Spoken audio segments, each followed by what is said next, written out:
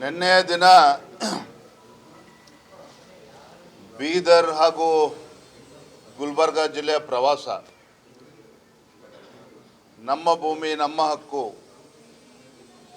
ರಾಜ್ಯದಲ್ಲಿ ಏನು ವಕ್ಫ್ ಬೋರ್ಡಿಂದ ರೈತರಿಗೆ ನೋಟಿಸ್ಗಳನ್ನು ನೀಡಿ ರೈತರು ಇವತ್ತು ಆತಂಕಕ್ಕೆ ಈಡಾಗಿದ್ದಾರೆ.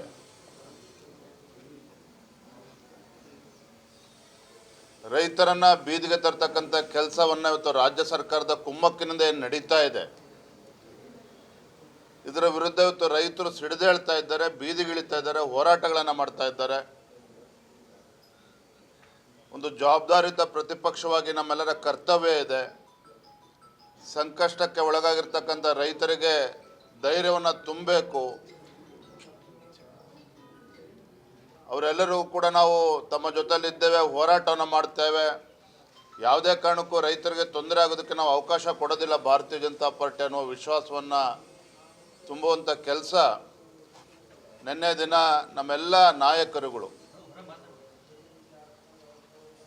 ಮಾಜಿ ಉಪಮುಖ್ಯಮಂತ್ರಿಗಳು ಡಾಕ್ಟರ್ ಅಶ್ವಥ್ ನಾರಾಯಣ ಅವರು, ಬೈರತಿ ಬಸವರಾಜ್ ಅವರು, ಶ್ರೀರಾಮುಲು ಅವರು, ರೇಣುಕಾಚಾರ್ಯ ಅವರು, ನಮ್ಮೆಲ್ಲ ಶಾಸಕ ಮಿತ್ರರು, ನಮ್ಮ ಎರಡೂ ಜಿಲ್ಲೆಯ ಅಧ್ಯಕ್ಷರುಗಳು, ನಮ್ಮ ರಾಜ್ಯದ ಪ್ರಧಾನ ಕಾರ್ಯದರ್ಶಿಗಳು, ಎಲ್ಲ ಪದಾಧಿಕಾರಿಗಳು ಭಾಳ ಯಶಸ್ವಿಯಾಗಿ, ನಿರಾನಿ ಅವರು ಕೂಡ ಇದ್ದರು, ಭಗವಂತ ಖೂಬಾ ಅವರು, ಎಲ್ಲ ಮುಖಂಡರು ಕೂಡ ಒಗ್ಗಟ್ಟಾಗಿ ಪ್ರವಾಸನ ಮಾಡಿದ್ದೇವೆ. ರೈತರಿಗೆ ಒಂದು ಸಮಾಧಾನ ಹೇಳ್ತಕ್ಕಂಥ ಪ್ರಯತ್ನ ಮಾಡಿದ್ದೇವೆ. ನಿನ್ನೆ ಎರಡೂ ಜಿಲ್ಲೆಗಳಲ್ಲೂ ಕೂಡ ಸಾಕಷ್ಟು ರೈತರು ಬಂದು ತಮ್ಮ ಮನವಿಯನ್ನು ನೀಡಿದ್ದಾರೆ. ಒಂದು ಗ್ರಾಮದಲ್ಲಿ 1000 ಎಕರೆಗೂ ಹೆಚ್ಚು, 500 ಎಕರೆಗೂ ಹೆಚ್ಚು ರೈತರಿಗೆ ನೋಟಿಸನ್ನು ಕೊಟ್ಟಿದ್ದಾರೆ ವಕ್ಫ್ ಬೋರ್ಡ್ ಮೂಲಕ. ಚಟ್ನಳ್ಳಿ ಅಂತಕ್ಕಂಥ ಗ್ರಾಮದಲ್ಲಿ ಊರೇನೆ ಇವತ್ತು ನೋಟಿಸನ್ನು ನೀಡಿರುವುದು, ಇದೆಲ್ಲವೂ ಕೂಡ ಒಂದು ರೀತಿ ಈ ಭಾಗದ ಜನರಿಗೆ ಆತಂಕಕ್ಕೀಡಾಗಿದೆ. ಹಾಗಾಗಿ ಭಾರತೀಯ ಜನತಾ ಪಾರ್ಟಿ ಅವರ ಪರವಾಗಿ ಹೋರಾಟವನ್ನು ಮಾಡಿದ್ದೇವೆ. ನಿನ್ನೆ ನೀವು ಈ ಭಾಗದಲ್ಲಿ ಹೋರಾಟ ಮಾಡ್ತಾ ಇದ್ದೀರಿ, ಕಾಂಗ್ರೆಸ್ನವರು ಹಾಸನದಲ್ಲಿ ಕಲ್ಯಾಣ ಸಮಾವೇಶ ಮಾಡ್ತಾ ಇದ್ದಾರೆ. ತಮ್ಮ ಮೂಲಕ ಈ ನಾಡಿನ ಮುಖ್ಯಮಂತ್ರಿಗಳಿಗೆ ಕೇಳೋದಕ್ಕೆ ಇಚ್ಛಪಡ್ತೇನೆ, ಏನು ಜನ ಕಲ್ಯಾಣ? ಲೋಕಸಭಾ ಚುನಾವಣೆ ಬಂದಾಗ ಮತದಾನ ಆಗುವ 3 ದಿನದ ಮುಂಚೆ ಇವರ ಗ್ಯಾರಂಟಿಗಳು, ಹಣವನ್ನು ರಿಲೀಸ್ ಮಾಡ್ತಕ್ಕಂಥದ್ದು ಅಕೌಂಟ್ಗಳಿಗೆ. ಲೋಕಸಭಾ ಚುನಾವಣೆ ಮುಗೀತು, ಮತ್ತೆ ಮರ್ತೋಯ್ತು ಮಂತ್ರಿಗಳಿಗೆ, ಮುಖ್ಯಮಂತ್ರಿಗಳಿಗೆ. ಮತ್ತು ಮೊನ್ನೆ ಏನು ಉಪಚುನಾವಣೆಗಳು ಬಂತು, ಸಂಡೂರು, ಶಿಗ್ಗಾವಿ, ಚನ್ನಪಟ್ಟಣ, ಮತದಾನ 3 ದಿನ ಮುಂಚೆ ಮತ್ತೆ ನೆನಪಾಗ್ತದೆ ಗ್ಯಾರಂಟಿಗಳು. ಅಂದರೆ ಒಂದು ರೀತಿ ಗ್ಯಾರಂಟಿಗಳು ಏನಿದ್ದಾವೆ, ಗ್ಯಾರಂಟಿಗಳನ್ನು ಒಂದು ರೀತಿ ಅವಮಾನ ಮಾಡ್ತಕ್ಕಂಥ ರೀತಿಯಲ್ಲಿ ಈ ನಾಡಿನ ಬಡವರನ್ನು ಒಂದು ರೀತಿ ಅವಮಾನಿಸ್ತಕ್ಕಂಥ ನಿಟ್ಟಿನಲ್ಲಿ ಅದನ್ನು ದುರ್ಬಳಕೆ ಮಾಡ್ಕೊಳ್ತಾ ಇದ್ದಾರೆ. ಹೋಗಲಿ, ಅದನ್ನಾರೋ ಜನರಿಗೆ ಸರಿಯಾಗಿ ತಲುಪಿಸ್ತಿದ್ದಾರೆ, ಅದನ್ನು ಕೂಡ ಮಾಡ್ತಾ ಇಲ್ಲ. ಯುವ ನಿಧಿ ಬಗ್ಗೆ ಯಾವ ಮಂತ್ರಿ ಮಾತನಾಡ್ತಾ ಇದ್ದಾರೆ? ಯುವ ನಿಧಿ ಬಗ್ಗೆ ಯಾರು ಮಾತನಾಡ್ತಾ ಇದ್ದಾರೆ? ಇವತ್ತು ನನ್ನ ಶಿಕಾರಿಪುರ ವಿಧಾನಸಭಾ ಕ್ಷೇತ್ರವು ಒಳಗೊಂಡಂತೆ ಶಾಲಾ ಕಾಲೇಜಿಗೆ ಹೋಗ್ತಕ್ಕಂಥ ಮಕ್ಕಳುಗಳಿಗೆ ಬಸ್ಸುಗಳನ್ನು ನಾವು ಕೊಡೋದಕ್ಕೆ ಆಗ್ತಾಯಿಲ್ಲ, ಸರ್ಕಾರಿ ಬಸ್ಸುಗಳು. ಇದು ಇಡೀ ರಾಜ್ಯದ ಪರಿಸ್ಥಿತಿ ಇದಿದೆ. ಇವತ್ತು ಹಾಸನದಲ್ಲಿ ಏನು ಜನಕಲ್ಯಾಣ ಯೋಜನೆನವರು, ಜನಕಲ್ಯಾಣ ಕಾರ್ಯಕ್ರಮ ಏನು ಕಲ್ಯಾಣ ಮಾಡಿದ್ದಾರೆ? ಇವತ್ತು ಯಾವ ಹೊಸ ಯೋಜನೆಗಳನ್ನು ರಾಜ್ಯದ ಅಭಿವೃದ್ಧಿ ದೃಷ್ಟಿಯಿಂದ ನೀಡಿದ್ದಾರೆ? ಯಾವ ಶಾಸಕರುಗಳು ತಮ್ಮ ಕ್ಷೇತ್ರದ ಅಭಿವೃದ್ಧಿಯನ್ನು ಮಾಡಬೇಕು, ರಸ್ತೆಗಳು ಮಾಡಿಕೊಡ್ಬೇಕು, ಆಸ್ಪತ್ರೆಗಳು ಕೊಡಬೇಕು, ಜನಸಾಮಾನ್ಯರಿಗೆ ಅನುಕೂಲ ಮಾಡಿಕೊಡ್ಬೇಕು ಅಂತೇಳಿ ಭಾಳ ಒಂದು ಉತ್ಸಾಹದಿಂದ ಇವತ್ತು ಶಾಸಕರು ಗೆದ್ದು ಬಂದಿದ್ದಾರೆ.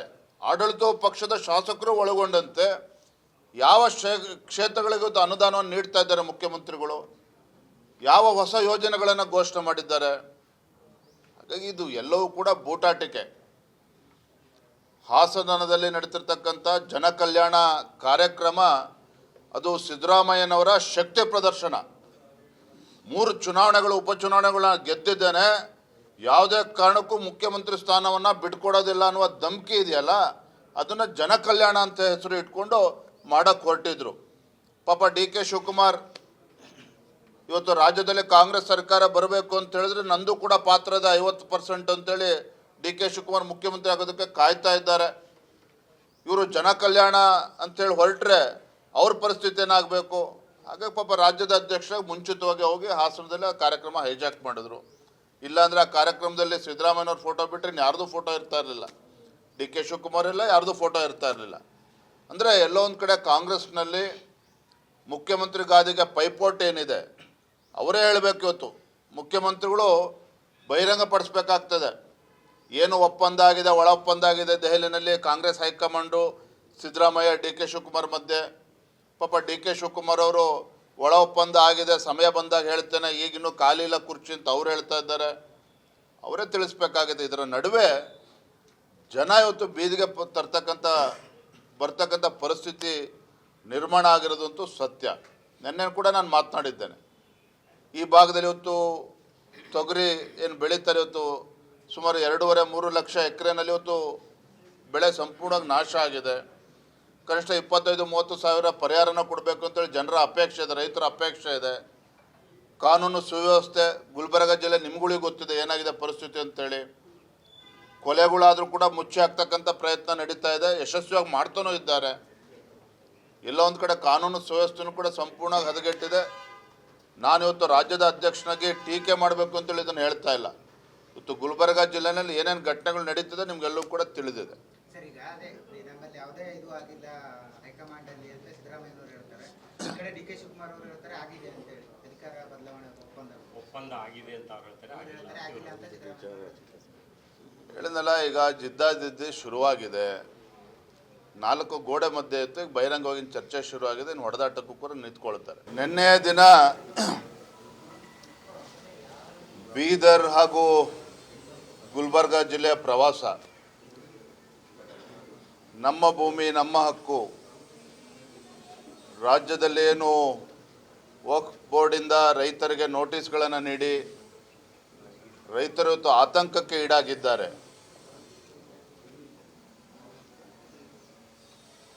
ರೈತರನ್ನ ಬೀದಿಗೆ ತರ್ತಕ್ಕಂಥ ಕೆಲಸವನ್ನು ಇವತ್ತು ರಾಜ್ಯ ಸರ್ಕಾರದ ಕುಮ್ಮಕ್ಕಿನಿಂದ ಏನು ನಡೀತಾ ಇದೆ, ಇದರ ವಿರುದ್ಧ ಇವತ್ತು ರೈತರು ಸಿಡಿದೇಳ್ತಾ ಇದ್ದಾರೆ, ಬೀದಿಗಿಳಿತಾ ಇದ್ದಾರೆ, ಹೋರಾಟಗಳನ್ನು ಮಾಡ್ತಾ ಇದ್ದಾರೆ. ಒಂದು ಜವಾಬ್ದಾರಿಯುತ ಪ್ರತಿಪಕ್ಷವಾಗಿ ನಮ್ಮೆಲ್ಲರ ಕರ್ತವ್ಯ ಇದೆ. ಸಂಕಷ್ಟಕ್ಕೆ ಒಳಗಾಗಿರ್ತಕ್ಕಂಥ ರೈತರಿಗೆ ಧೈರ್ಯವನ್ನು ತುಂಬಬೇಕು. ಅವರೆಲ್ಲರೂ ಕೂಡ ನಾವು ತಮ್ಮ ಜೊತೆಲಿದ್ದೇವೆ, ಹೋರಾಟವನ್ನು ಮಾಡ್ತೇವೆ. ಯಾವುದೇ ಕಾರಣಕ್ಕೂ ರೈತರಿಗೆ ತೊಂದರೆ ಆಗೋದಕ್ಕೆ ನಾವು ಅವಕಾಶ ಕೊಡೋದಿಲ್ಲ ಭಾರತೀಯ ಜನತಾ ಪಾರ್ಟಿ ಅನ್ನೋ ವಿಶ್ವಾಸವನ್ನು ತುಂಬುವಂಥ ಕೆಲಸ ನಿನ್ನೆ ದಿನ ನಮ್ಮೆಲ್ಲ ನಾಯಕರುಗಳು, ಮಾಜಿ ಉಪಮುಖ್ಯಮಂತ್ರಿಗಳು ಡಾಕ್ಟರ್ ಅಶ್ವಥ್ ನಾರಾಯಣ ಅವರು, ಬೈರತಿ ಬಸವರಾಜ್ ಅವರು, ಶ್ರೀರಾಮುಲು ಅವರು, ರೇಣುಕಾಚಾರ್ಯ ಅವರು, ನಮ್ಮೆಲ್ಲ ಶಾಸಕ ಮಿತ್ರರು, ನಮ್ಮ 2 ಜಿಲ್ಲೆಯ ಅಧ್ಯಕ್ಷರುಗಳು, ನಮ್ಮ ರಾಜ್ಯದ ಪ್ರಧಾನ ಕಾರ್ಯದರ್ಶಿಗಳು, ಎಲ್ಲ ಪದಾಧಿಕಾರಿಗಳು ಭಾಳ ಯಶಸ್ವಿಯಾಗಿ, ನಿರಾನಿ ಅವರು ಕೂಡ ಇದ್ದರು, ಭಗವಂತ ಖೂಬಾ ಅವರು, ಎಲ್ಲ ಮುಖಂಡರು ಕೂಡ ಒಗ್ಗಟ್ಟಾಗಿ ಪ್ರವಾಸನ ಮಾಡಿದ್ದೇವೆ. ರೈತರಿಗೆ ಒಂದು ಸಮಾಧಾನ ಹೇಳ್ತಕ್ಕಂಥ ಪ್ರಯತ್ನ ಮಾಡಿದ್ದೇವೆ. ನಿನ್ನೆ 2 ಜಿಲ್ಲೆಗಳಲ್ಲೂ ಕೂಡ ಸಾಕಷ್ಟು ರೈತರು ಬಂದು ತಮ್ಮ ಮನವಿಯನ್ನು ನೀಡಿದ್ದಾರೆ. ಒಂದು ಗ್ರಾಮದಲ್ಲಿ 1000 ಎಕರೆಗೂ ಹೆಚ್ಚು, 500 ಎಕರೆಗೂ ಹೆಚ್ಚು ರೈತರಿಗೆ ನೋಟಿಸನ್ನು ಕೊಟ್ಟಿದ್ದಾರೆ ವಕ್ಫ್ ಬೋರ್ಡ್ ಮೂಲಕ. ಚಟ್ನಳ್ಳಿ ಅಂತಕ್ಕಂಥ ಗ್ರಾಮದಲ್ಲಿ ಊರೇನೆ ಇವತ್ತು ನೋಟಿಸನ್ನು ನೀಡಿರುವುದು, ಇದೆಲ್ಲವೂ ಕೂಡ ಒಂದು ರೀತಿ ಈ ಭಾಗದ ಜನರಿಗೆ ಆತಂಕಕ್ಕೀಡಾಗಿದೆ.